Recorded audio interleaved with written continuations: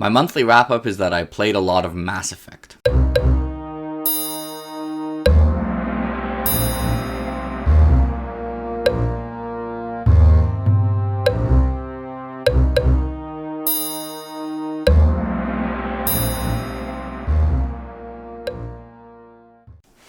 Hello everyone, it is time for another reading wrap-up, this one being the month of July. And for the month of July, by July 9th, I had read like 4 books.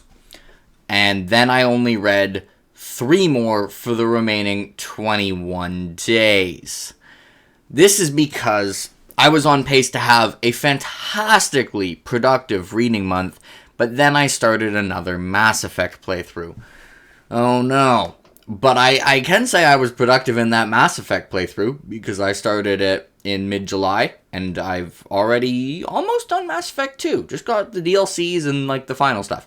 But anyway, this channel isn't about Mass Effect. Although it could be, because I love Mass Effect. But it's about books. And I read 6 books. And they weren't particularly long, to be honest. In terms of productivity, this month was pretty bad. Just straight up. But they were mostly good books, and there was one really, really good book on there. So we'll take that as kind of a win. And first one I'm going to talk about is the conclusion to the Broken Earth trilogy, which I do have a review from, and you're going to see how solid this month was quality-wise, because this is the first one I'm talking about, and it is The Stone Sky by N.K. Jemisin. This was, I thought this was a really good book, but I definitely would be my least favorite of the first of the 3 Broken Earth books. I felt like the main thing that caused it to not be as engaging is that there was a countdown mechanism, but it's not like they had to prepare for a countdown mechanism, so it just felt like they were doing stuff that didn't really matter as they were waiting for the actual important stuff to happen. And so I did end up finding a good portions of the first half of this book unengaging. But that being said, it kept up the stuff it was very good at. The main few cast of characters were very strong. As I mentioned in the review, I did think the cast of characters in terms of like quality was very top heavy, where most of the enjoyment came from like the protagonists, and then the side cast did at times feel somewhat lacking. The world building is insane. Some of the most creative world building and lore that I've read, while being extremely well delivered. Overall, and also I really liked the way it ended. I did, despite it being like my least favorite of the books as a whole, I did think it was a good ending to the series, in that it was a fitting ending to how it ended. And hey, all the perspective stuff ended up making sense. And a random meme I made in a book club ended up kind of being pretty prophetic. So, Stone Sky, we'll take that. Broken Earth trilogy. If I'd enjoyed this, like, in between Obelisk Gate and the 5th season, it could have been one of my favorite trilogies. Unfortunately, it was not. But still definitely a trilogy worth reading. Okay. Next we have, the 7th? 7th book. 6th. 7th. 6th. One of those. Bleak Seasons by Glenn Cook. One of the later books in the Black Company. I think it just depends on whether you count Silver Spike for whether it's 6th or 7th. But this was a really interesting Black Company book, because this was by far the most Ericksonian Black Company book, where, like, I almost guarantee Erickson really liked Bleak Seasons, because it was the most confusing. It was, like, in terms of style, the most ambitious, and it also seems to be one of the most divisive, because a lot of people really dislike it, and I kind of see why.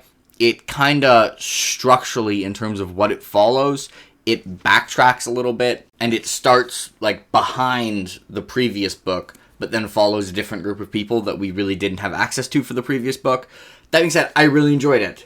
It would be one of the Black Company books with all the other ones. I forgot to mention I gave Stone Sky like a 7.3. This would be like an 8.1. So it was 8 yeah.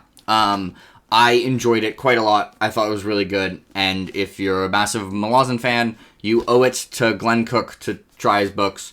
They're not gonna be like universal cross appeal, because their writing styles are so different.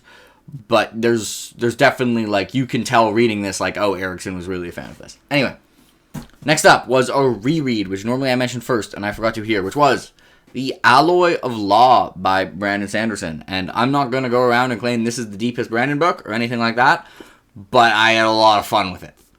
And I read it in a day. That's how much fun I had with it. I started it, and I kept reading it. And then in a day, I was done.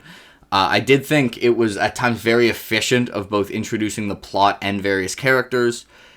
And it definitely didn't have, like, when I reread Stormlight, I get the feeling like every, like, side character, I'm always, like, really impressed when I reread Stormlight. I don't get that for Alloy of Law. So I still think it's definitely vastly behind Stormlight, but I did like it more than I liked it the first time by quite a bit, and I found it, like, really enjoyable. I think this is kind of plotted, like, somewhat, the plotting is somewhat weaker than the next two, because this he was just kind of writing as a fun project that ended up being a novel instead of a novella, and while the other two that are released he has plotted, like, in a trilogy.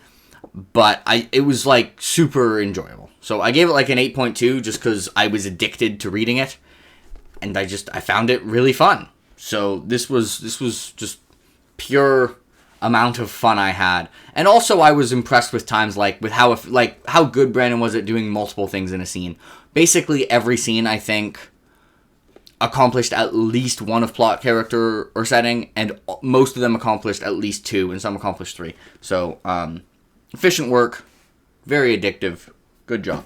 And next up, coming in at 8.3, is The Law by Jim Butcher, the novella that he released. This was basically, the antagonist was the forces of stupidity. It was Harry Dresden against the forces of stupidity in the aftermath of Battleground. Kinda his first Harry trying to do something productive, which he has been failing to do. Obviously, I can't talk much about details because it would be pretty spoilery, but it was really fun. I obviously really enjoy being in Harry's head. He's one of my favorite characters ever. I also love the supporting cast of characters, and there's a couple new characters in here that I also really enjoyed, and he has some really cool interpretation of lore. It's Dresden. It was fantastic. I very much enjoyed it, and yeah, I read it again. I read it in one sitting. This is one of the other books that I read really quickly and had me on pace to read a lot of books. Like 5 days into this month, I'd read like 4 books. And then I ended up reading 6 for the entire month. Anyways, so yeah, that's going to be 3rd highest rated book of the month. And then there's one guy who's got spot 1 and 2. You can probably guess who it is. But guess what? For those of you who are sick of Mr. K, this will be the last Guy Gabriel K dominating, being book of the month for like the foreseeable future until he releases a new book. So probably like 3 years. So if you guys are sick of him being at the top, you won't have to be sick of it for much longer.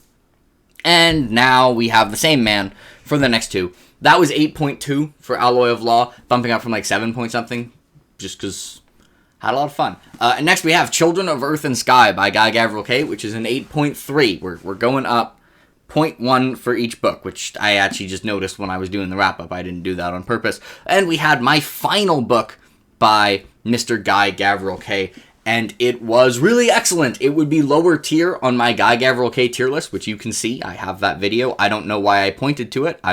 Maybe editing me will include the thumbnail. We'll see. Did I even save the thumbnail? Or did I delete it after I posted the video to save space in my computer? Whatever.